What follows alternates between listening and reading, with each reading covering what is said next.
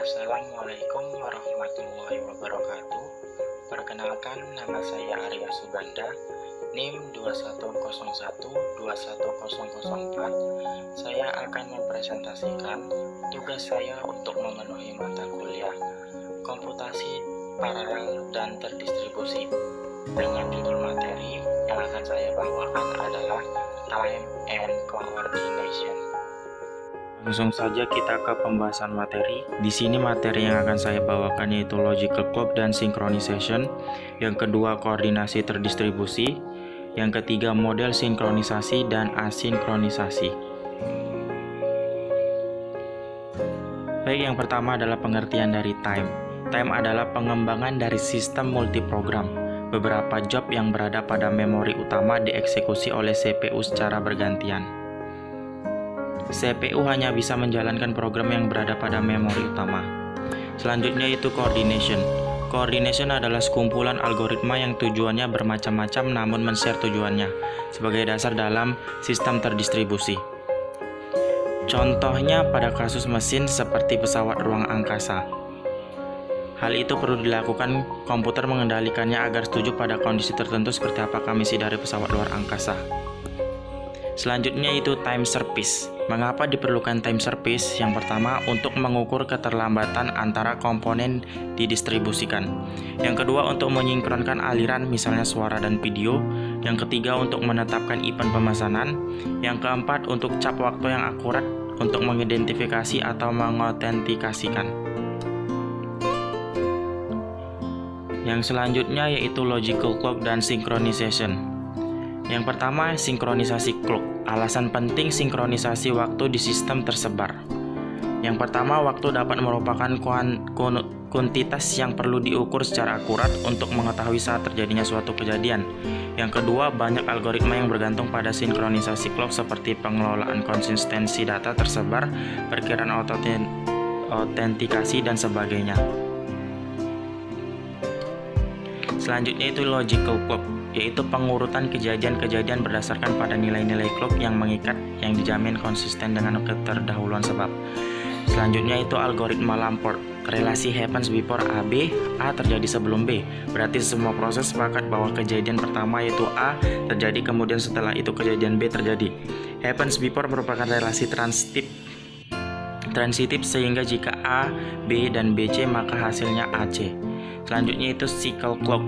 Cycle clock yang paling akurat adalah menggunakan atomic oscillator dengan akurasi 10-13 detik.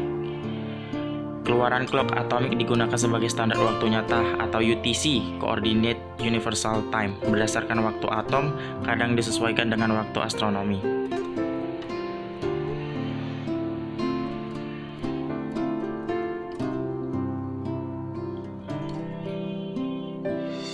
Selanjutnya yaitu ada sinkronisasi clock fisik untuk mengetahui kapan sebuah peristiwa terjadi secara akurat pada proses sistem terdistribusi. Diperlukan sinkronisasi dengan sumber waktu dari luar yang disebut sinkronisasi eksternal atau external synchronization. Dan jika satu clock tersinkronisasi dengan clock yang lain dengan derajat akurasi yang diketahui, maka kita bisa mengukur interval terjadinya dua peristiwa pada komputer yang berbeda. Sinkronisasi clock fisik. Beberapa gagasan pengkoreksian atau correctness untuk clock sudah pernah diajukan. Hardware clock H selalu dikoreksi apabila dripnya sudah mencapai angka tertentu. Pi lebih besar dari 0. Jadi galat atau error. Perhitungan interval antara waktu sebenarnya T dan T aksen.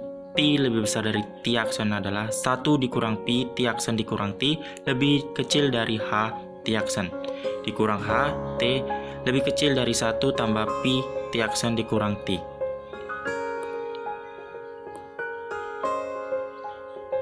Selanjutnya yaitu clock yang tidak menerima pengkoreksian apapun dinyatakan faulty. Clock dinyatakan crash failure ketika berhenti berdetik sama sekali.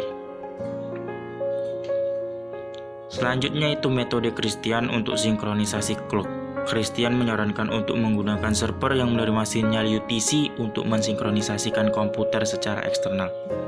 Sebuah proses P meminta waktu dalam pesan M kepada server S. kemudian menerima nilai waktu T dalam pesan MT. Proses Pi merekam total waktu yang dibutuhkan Tron untuk mengirim permintaan dan menerima balasan. Dengan begini, waktu yang akurat dapat diperhitungkan. Bisa dilihat prosesnya pada gambar yang tertera. Permasalahannya adalah server yang menyimpan waktu hanya satu, yang apabila gagal maka untuk sementara waktu sinkronisasi tidak dapat dilakukan. Selanjutnya itu algoritma Berkeley. Kusela dan Jati mengembangkan algoritma untuk sinkronisasi internal. Mereka mengembangkan algoritma ini pada komputer berbasis Berkeley Unix. Pada logaritma ini, sebuah komputer ditunjuk sebagai koordinator yang disebut master. Komputer ini kemudian memilih komputer-komputer untuk dimintai sinkronisasi yang disebut slave dengan master secara periodik. Slave membalas dengan nilai clock miliknya. Master menghitung clocknya sendiri dengan memperhitungkan waktu perjalanan data dan rata-rata dari nilai clock yang didapat. Selanjutnya yaitu protokol waktu jaringan atau network time protocol. Metode Christian dan algoritma Berkeley pada dasarnya digunakan untuk komunikasi internet. Tujuan dan fitur NTP antara lain yaitu yang pertama, to provide a service enabling client across the internet to be synchronized accurately to UTC. Yang kedua ada to provide a reliable service. Yang ketiga, to enable clients. Yang keempat, to provide protection. Contoh sinkronisasi subnet di NTP bisa dilihat pada gambar yang tertera.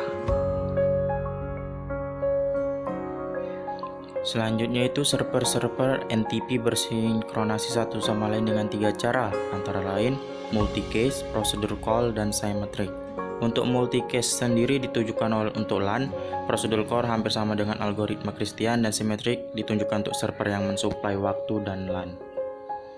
Sinkronisasi adalah satu kunci kerja dari komunikasi data. Transmitter mengirimkan pesan 1 bit pada satu saat melalui medium ke receiver.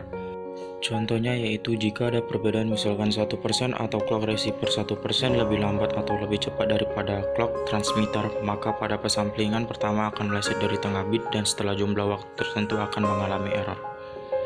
Sinkronisasi dibagi menjadi 2, yaitu asynchronous dan synchronous atau timing.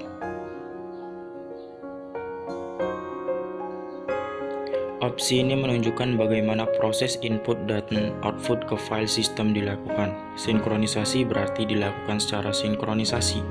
Contohnya digunakan pada Floppy, artinya ketika Anda menyalin sebuah file ke Floppy, perubahan secara fisik langsung ditulis ke Floppy saat Anda memberikan perintah copy.